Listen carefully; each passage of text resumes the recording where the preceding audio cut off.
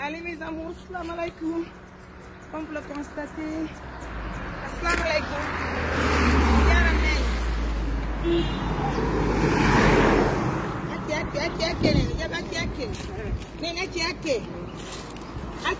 Nene hey. Abela nene hey. Nene. Hey mi watta hunde nene ko Mariam Touré mi yete nene hey. Nene yang hey. Nene. Wallahi mi watta hunde wallahi.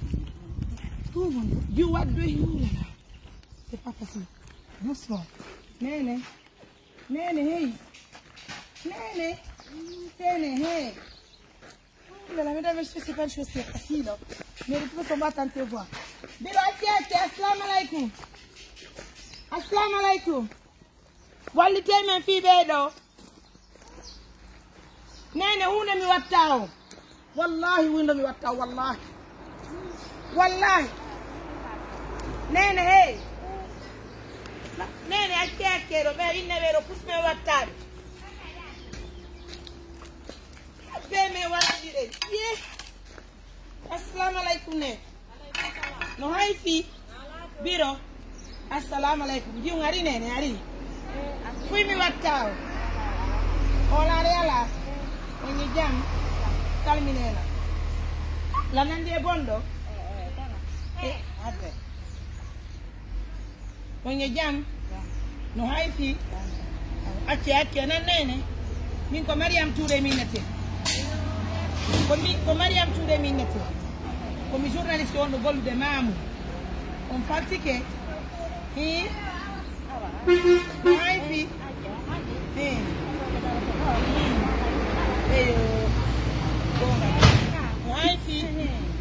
Koy. Ari nene, ari dog shedi ari. Ar dog mi watta ari nene fi Allah. Oh là là, je veux l'aider à prendre le fagot de bois. Oh là là, et puis elle continue à courir quoi.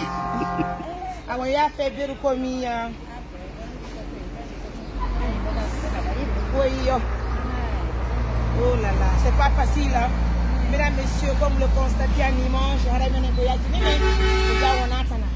Wadi adi kontaan nga ciane men hakkere ettude mbodoji din ko waɗi non ɗum ɗon ko hollugol partenaire ɓe amen wonɓe tambitade mude bele ɗen ɓe ala ɗo ɓe haray ɓe wadde golleji ɗi haray ko ɗum ɗon gasa kadi noon haray on nanino inde amen haray wona hulɓingo goɗɗo men yalti wona yawre moɗon wona waɗu gollon ko boni si tawi woni ber ko waddi tawi kon ɗo waɗi baccine e mo haray accane Allah tinane nannene haray wona fanude amen nani haray ko sunna kati ɓe woni adda komin addani o haray ɗiɗo ko iwri kaka meɗen France ko sista Bintou e bari wonti ɗo France neldi en ɗo go'o ɗiɗi tati nayyi joyi jeego jeɗɗi jeegoti jeenayi sappo go'o ɗiɗi tati nayyi joyi jeego jeɗɗi jeegoti jeenayi sappo go'o ɗiɗi tati nayyi joyi jeego jeɗɗi jeegoti jeenayi sappo go'o ɗiɗi tati nayyi joyi jeego jeɗɗi jeegoti jeenayi sappo go'o ɗiɗi tati nayyi joyi jeego jeɗɗi jeegoti jeenayi sappo hara hino ɗo 500 000 nene ko non jeeyi nda ko non jeeyi ko sunna kati moɗon woni ko sista Bintou bari wonɗo France addani men ɗum ɗo no joom hatto jeyɗo mum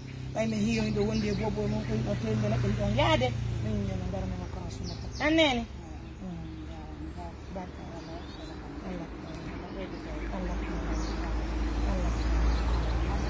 mi faltike nen nayella mi faltike nen nayella konto hoɗɗon dow ɗo hoɗɗon kono makete ɗon nena fatmata yaariɗo ko kenduma ni ka kenduma d'accord haray ɗon andi o Yaya Moussa o ɗon andi mo ne d'accord probléme ala haray koye gotna nen haray yande yawɗo mama wosolani jomum Mariam Touré ɓe holla o hanka men nani allez ma petite s'il te plaît viens chérie viens ar mi jeejima a dogu nene ari oh là là je suis vraiment désolée hein.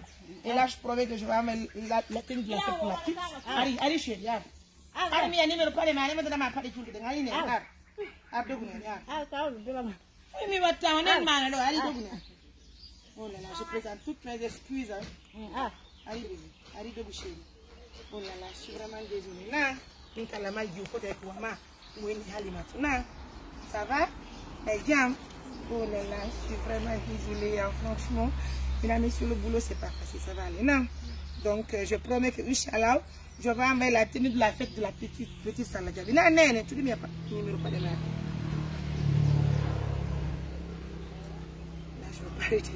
mais quand il y a le faut en tout cas, mes partenaires de confiance ne vont pas hésiter d'envoyer une tenue magnifique pour la petite. Qu'on est là? Tu m'as dit, la Django de classe en bas. Deuxième année, allez, bon courage, chérie.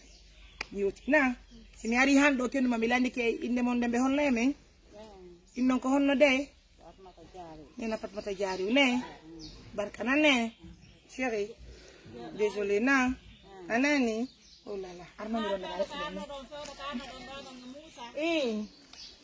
tout me ron na chérie oh mon Dieu quando no ya de mi ronda no akale furto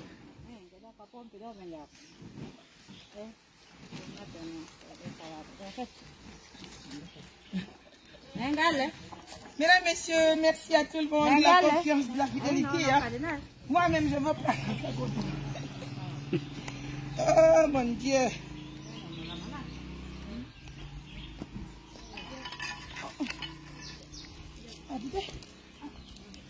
Maïmbiro. Ah, on diara.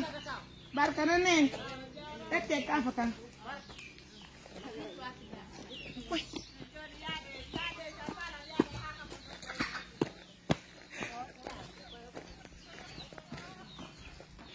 En tout cas, merci à tout le monde. Merci pour la confiance, la fidélité. Mais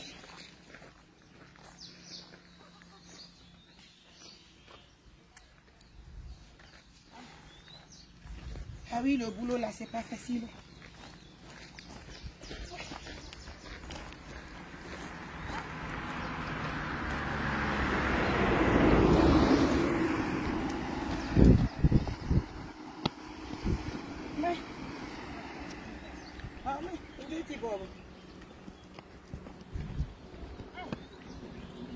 La mission de l'ONG, c'est d'aider les personnes vulnérables, les personnes d'ailleurs qui rencontrent sur le terrain, qui méritent le soutien.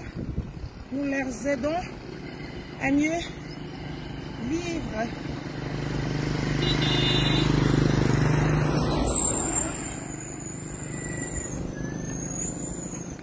Et on va marquer la pause.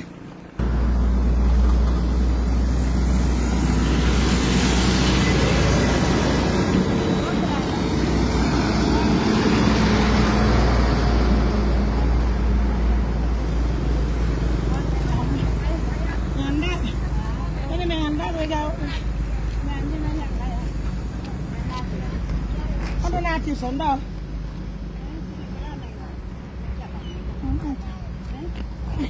Paiku, ari do dogne.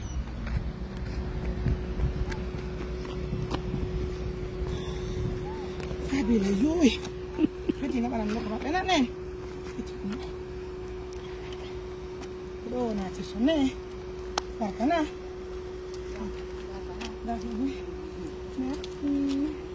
Cara mana?